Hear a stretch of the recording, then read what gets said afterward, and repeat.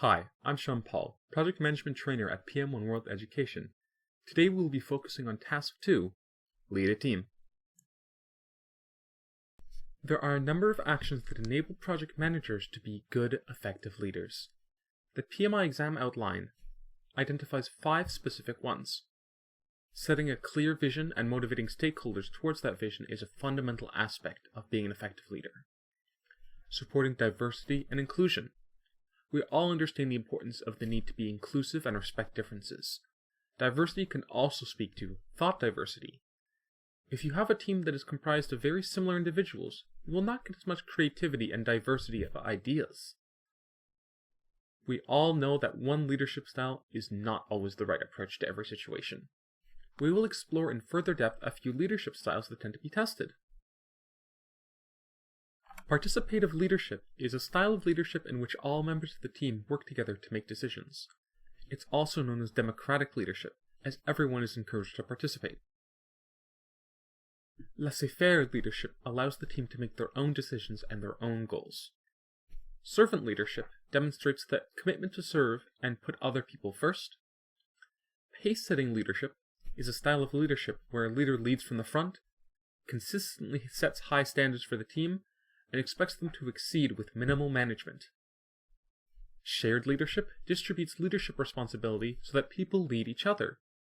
Situational leadership adapts the leadership style for the right people based on the situation and the people. Directive leadership involves a leader giving clear directions, objectives, and expectations to employees. It's probably most effective when a task is complex and employees are unskilled or inexperienced. Motivation can inspire, encourage, and stimulate individuals and project teams to achieve great accomplishments. Motivation can also create an environment that fosters teamwork and collective initiatives to reach common goals or objectives. Of course, in order to lead, you will need the ability to influence stakeholders and understand that there are different ways to influence different stakeholders. We will be learning more about stakeholder analysis and stakeholder engagement strategies in another video. But right now, let's cover a little more detail about some of the enablers to lead a team. In order to share a vision, communicating the project charter that gets created at the start of a project is a great first step. The project charter will describe the why of the project and the objectives that can help you in communicating and promoting the project vision, as well as the mission. A vision is essentially a picture of the future state and the desired outcome and objectives. The vision can serve as a blueprint for the project. While the detailed components might change, the vision will usually remain consistent. Conversations to develop a vision are aspirational, focused on goals, and focused on alignment to organizational strategy. Diversity awareness is one's ability to embrace and respect the uniqueness of all individuals among several dimensions, such as race, religious beliefs, ethnicity, age, gender, physical abilities, political beliefs, and socioeconomic status. So, how can leaders go about promoting inclusion throughout an organization, though? Project managers need to walk the walk by conscientiously cultivating and reinforcing an inclusive project culture, so to encourage others to emulate their behavior. This is known as role modeling, one of the most powerful and cost-effective tools that leaders can use to promote inclusion. The importance of role modeling should not be understated. Teams look for cues that communicate both the characteristics and intentions of their leaders. They will observe how their leaders define respect, whether the leaders value inclusion, and whether the organizational and project values apply to themselves.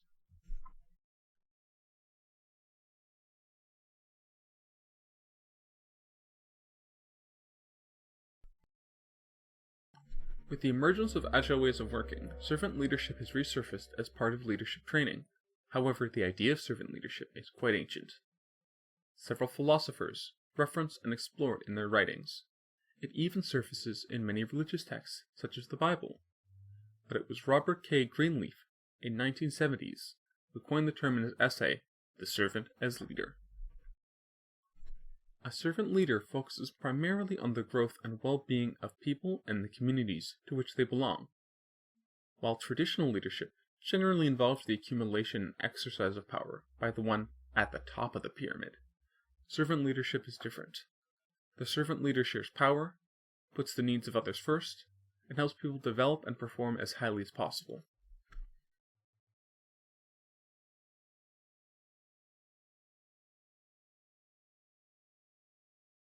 As a project manager, what else can you do on a day-to-day basis?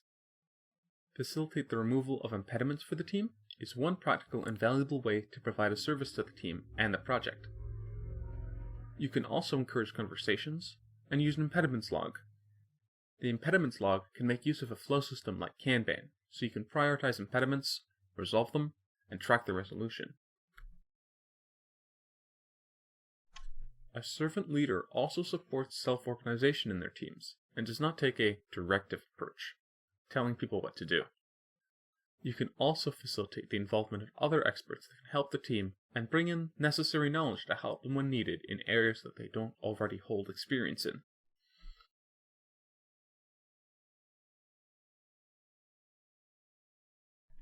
In 1998, philosopher Larry Spears distilled Greenleaf's ideas into 10 servant leadership traits. Listening. Servant leaders seek to identify and clarify the will of the group or the individual. Not only must you hear what is being said, but you have to notice what's not being said. Empathy. Servant leaders seek to understand and empathize with others. No matter what problems one might be having, you can't dismiss the problem and move on. Stewardship. This is an ethic which embodies the responsible planning and management of resources. This could be stewarding the team, as well as caring for the equipment and resources. Foresight. Learn from the past, consider the reality of the present, and think of the consequences of upcoming decisions. Conceptualization. Move beyond the thoughts of what needs to be done for today, and start thinking about where we could be 5 years from now. Persuasion. You seek to convince others and build consensus. Consider persuasion as the ability to open another person's eyes to the possibilities they had not considered. Awareness. You must be aware of the people, situations, feelings, strengths, and weaknesses of those around you. You must be aware of all of those things about yourself. Healing. Healing brings about transformation and integration. In the case of healing, it might be your weekend to recover from a tough week, or mending broken relationships between coworkers. Development of people. Growth is not just technical in nature. Consider their personal growth and spiritual growth as well. You may need to decide how to do that best for each person. Building community. You can build a team, but that isn't always the same as building a community. A community of people work to accomplish a goal while aspiring for better and aiding others. A project manager's focus should be the need to understand the individual motives of the project team members. This is in order to assist in the alignment of rewards to personal preferences. The right rewards and recognition plans can be used to reinforce performance, but it's not a one-size-fits-all approach. They might be simple, and they might fit corporate reward plans, but they might need their own personal touch. Recognition as well is focused on acknowledgement and appreciation as opposed to standard rewards plans. While there are some well-known motivational theories, the current drive in thinking is that teams perform better when there's solidarity and cohesion in the team. Facilitating activities that create bonds, unity, and trust are important. Abraham Maslow, a psychologist, highlighted his theory of motivation in 1943. His theory is based on human needs and their fulfillment. It's based on the premise that human needs are in proper sequence, where physiological needs at the bottom, and then afterwards, self-fulfillment and self-actualization needs are at the top level. It infers that higher level needs can't evolve until the lower level needs are satisfied. As the needs of human beings are unlimited, whenever one need is satisfied, another need takes its place. Moreover, an unsatisfied need is the motivator which governs the behavior of the individual.